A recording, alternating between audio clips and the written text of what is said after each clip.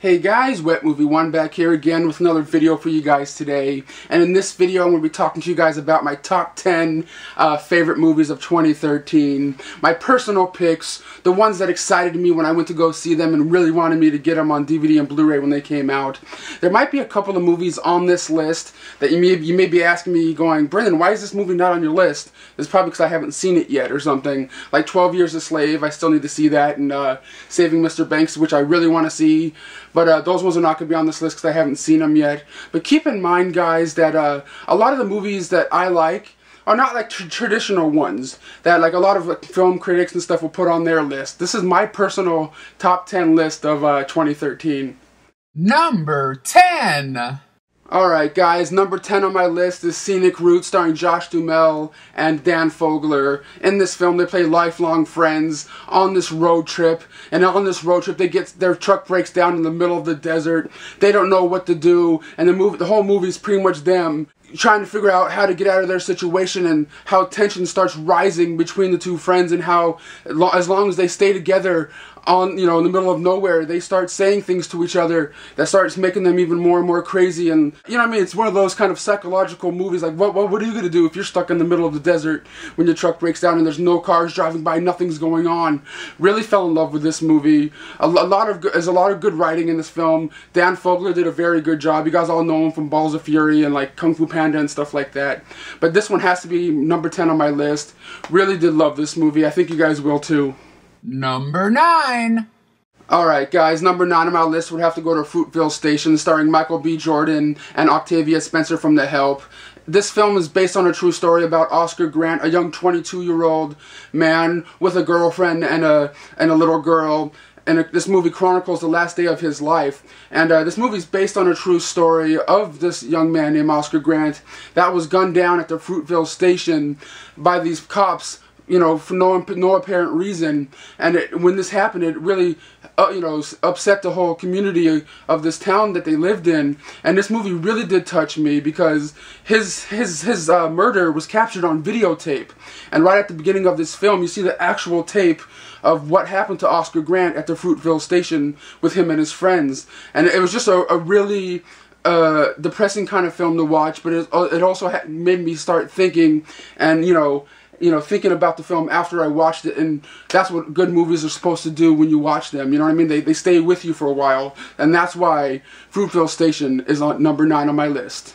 Number 8.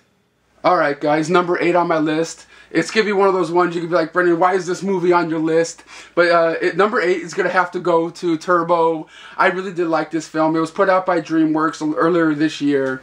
Not a lot of animated films really excite me anymore. Like, they don't, give me that same feeling as I did when I used to watch, like, Little Mermaid and Beauty and the Beast back in the day. That magical kid feeling, Like, the only ones that I can think of that I liked of recent times was, like, Wreck-It Ralph and Toy Story 3. You know what I mean? Like, those are the ones that stick out to me, of the ones that I really did like.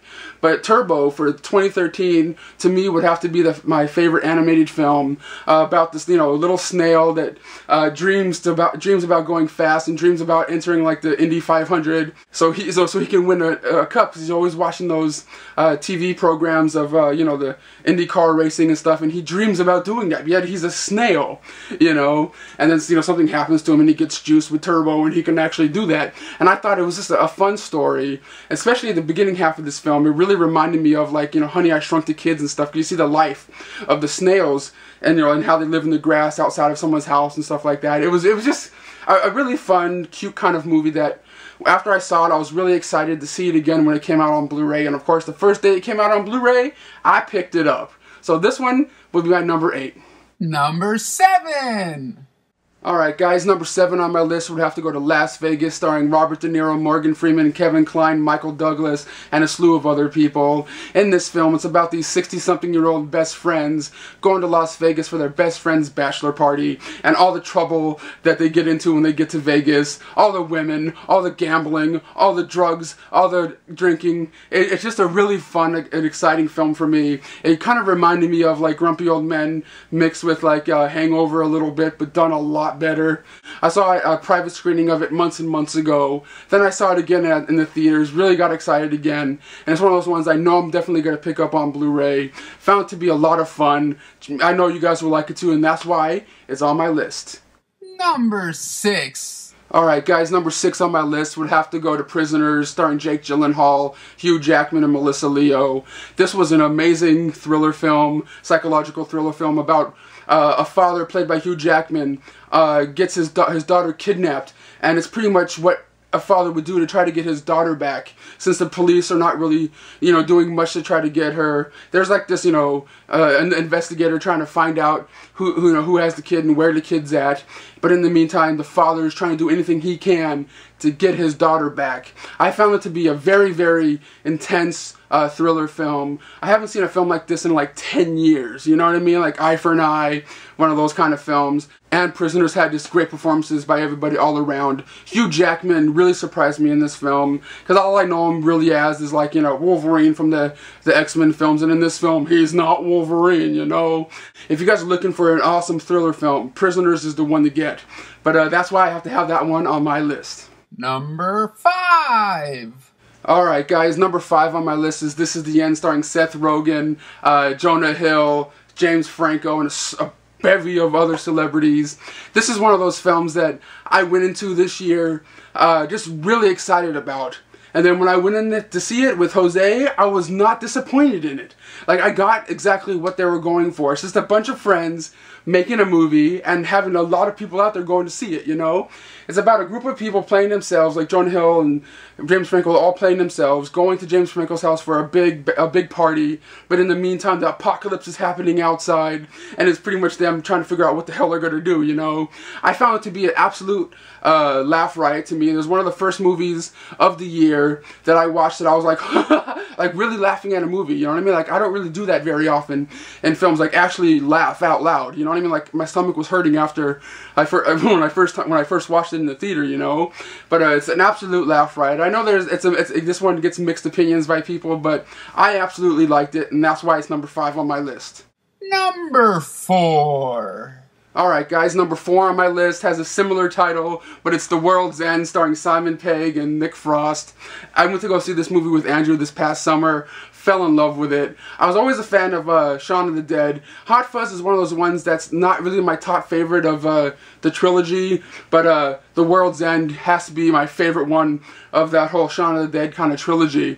But if you guys don't know about this movie, it's about this group of friends going out on a pub crawl to do something that they couldn't complete when they were kids, to go to all these different bars, to drink all these pints for one night, and then all this craziness happens, and I just fell in love with this film. The comedy writing of this film was absolutely genius. The action of this film was amazing. I just found this movie to be flat out probably one of the best comedies of this year, and it was one of those ones I watched like 3 times since I saw it in the theater, you know what I mean? Absolutely loved it, and that's why it's number 4 on my list. Number 3. Alright guys, number 3 on my list. It was kind of a toss-up between, The World's End and this one. I kind of just put this one on top of it because I couldn't really figure out the position that I would have, put this movie at, but I'm putting this one as number 3. And it's the To-Do List. I just absolutely love this film. I got it on Blu-ray, on Black Friday. Didn't really know much about it. Popped it in the other day. Fell in love with it, man. It feels like a total 90s movie, you know what I mean? It's set in 1993, I believe. But it has that total, like, 90s vibe. Like, if you watch it, it would feel like you are watching a movie that was made in the 90s, you know what I mean? Like American Pie kind of thing.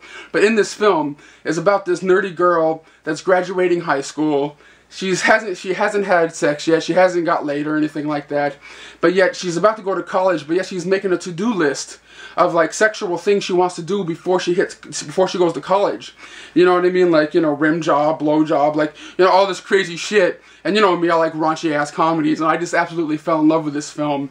It's one of those ones that I really liked because it's a little bit different than the normal sex comedies, because usually in the sex comedy films it's usually men or guys going, hey, I want to get that girl, you know what I mean? But in this one it's a girl trying to get the guys. You know what I mean? I really liked that aspect of it, and I thought it was absolutely a lot of fun. A lot of great comedy in this film.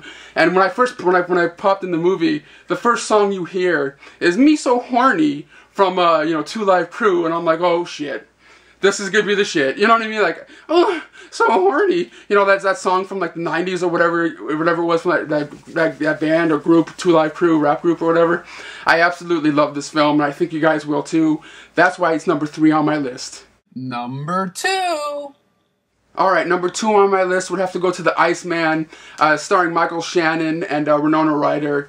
This is a movie based on the serial killer Richard Kuklinski, a guy that went around just killing people, you know, for money so he can support his family, yet he was completely out of his mind.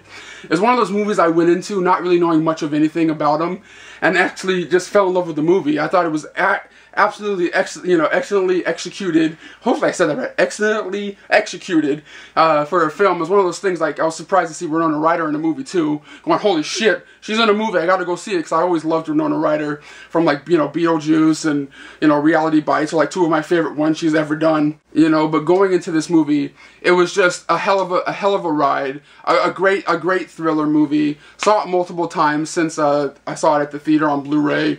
Absolutely love this film. That's why it's number 2 on my list, and I think you guys will all like it too. Number 1. Alright guys, I know you guys are like going, what is Brendan's number 1 pick of 2013? What could it be? Because he had stuff like the to-do list and Turbo on his list. It could be anything. What is going to be his number 1 pick? But my number 1 pick, for you guys all that know, that follow me on my YouTube channel, you guys all know what my number 1 pick is, and that is going to be, has to go to The Wolf of Wall Street, starring you know, Jonah Hill, Leonardo DiCaprio, directed by Martin Scorsese, about this stockbroker that gets really, really rich by ripping people off in the stock market. I found this movie to be a hell of a good time. Great acting, great writing. It was really surprising to me to watch this movie going, Martin Scorsese's directing this. You know what I mean? Because one of the first shots of the film is Leonardo DiCaprio snorting coke out of some girl's butt. And it's like, wait a minute, what's going on here? What kind of movie am I watching here? But it also kept my interest. Movies that are usually 3 hours long, like this one, never really hold my interest very long. I kind of just like drift off and like start, like daydreaming and stuff. But this one didn't have me doing that at all. And that's one of the main reasons why this is number 1 on my list here. And Jonah Hill gave one of the greatest performances of his career so far as of now. And just playing that, weird, creepy dude that's, working with Leonardo DiCaprio. Leonardo DiCaprio did some really crazy stuff in this film that I would never expected him to do in a movie. You know what I mean? Like that first scene, like I'm telling you, Jesus. But guys, this movie, it was just really surprising to me that a director of Martin Scorsese's age did a movie like this. You know what I mean? Like, I thought he would have, like, did like a serious drama, but no, he has like a raunchy side to him, This movie has a good balance of drama and comedy, and it really dark and raunchy comedy there, which I really liked, about like drugs and different, like, there's literally a lot of funny stuff that's happening in this film. And me, I like really raunchy comedies, But that's why the Wolf of Wall Street is number 1 on my list. But guys, thanks for coming by for my top 10 best movies of 2013. Come on back in the next week or so, and I'll put up my video of my top 10 worst movies of 2013. Oh boy, there's a lot of stinkers in that one. Alright guys, make sure you guys thumbs up this video if you guys like my videos, and I'll see you guys all next time.